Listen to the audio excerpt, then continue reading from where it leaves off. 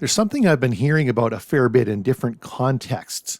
And I recently heard an interview with the authors of this methodology in this book. And I thought, wow, does this ever fit in well with really a lot of what we're trying to do in 12 Church? It really fits in with our whole outreach mentality. And it fits in a way with some other things we've talked about. We've talked in the past about the personal evangelism progression. This is not a finely, tuned progression, but just talking about how perhaps things progress in your relationship with someone who is a seeker friend. And you can find a video on that independently. Similarly, hospitality progression, basically, that stage of relationship building, what it looks like and how it can possibly progress. But this one really fits in well with so much of the broader-based evangelism. It's based on this book, B.L.E.S.S, 5 Everydays to Love Your Neighbor and Change the World. And what I've found is that I think the reason I'm hearing about it is because I'm hearing about it both from mainstream churches, pastors, podcasts, as well as alternative, missional, micro church, whatever you want to call it, alternative church models. Everyone is really grabbing onto this simple concept, this simple idea, because it actually fits in so well and is so transferable and so memorable. And I want to run through it. And while I run through it, just show some things that we're doing in 12 Church and how it kind of fits in and how we can use this as a simple little way to kind of keep ourselves focused on mission. The B stands for begin with prayer. And we talk a bit about prayer in 12 Church, and some things we've talked about is the whole idea of praying and paying attention, just starting to pray for people that God brings into your life and begin paying attention with what's going on in their life and how the Lord might want you to be involved. Extraordinary prayer, that's from Kansas City Underground, the idea that whatever kind of praying you're doing, add something to it to make it extraordinary.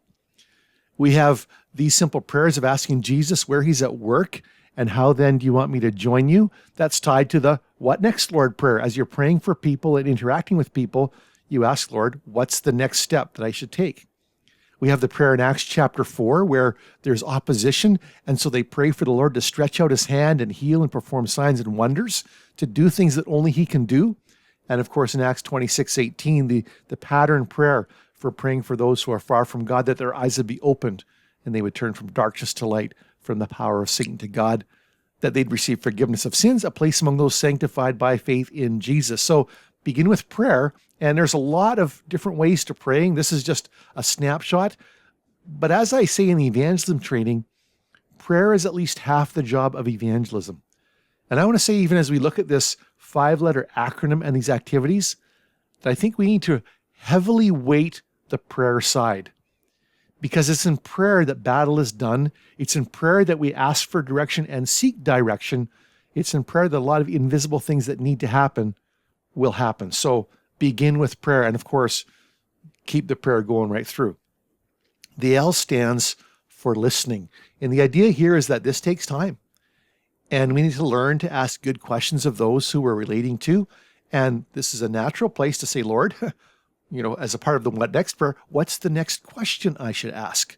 What question will open the door to a deeper conversation, maybe open the door to this person's heart and mind and show where they're at and where the gospel intersects with their deepest need.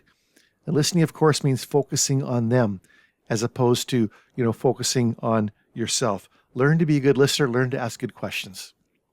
E stands for eating. This one's easy. And of course, that's a good place to listen. When you sit down with someone at a meal in whatever context, that's a great place to talk, a better place to listen. So this is where you can exercise hospitality, where you can maybe have an open table. And this is a natural place to involve others who know the Lord, friends of those of your seeker friends who might not know the Lord, and eating together really knocks down walls and builds relationships. The first S stands for serve. And we've talked about how to, be alert to the needs that are out there, offer to help. But one of the secret weapons from the evangelism training is to be vulnerable, to ask for help yourself when you need it. Because when you break the ice that way, people are willing to help. They're more willing later to ask you to help. And be prepared at the right time in the relationship, under the direction of the Spirit, to be prepared to offer to pray for someone as they share with you in the context of relationship, in the context of the listening and eating and serving, be prepared to ask, how can I pray for you? Or may I pray for you about that right now? And that is a very powerful secret weapon as well. The second S stands for sharing, and this has to do with sharing your story, letting them share their story, and of course, sharing God's story, the gospel, as opportunity presents, as the Spirit directs. This is also a chance, if you're gathering in groups, for your seeker friends to hear the stories of others who are followers of Christ. Remember the 7 and 7 principle.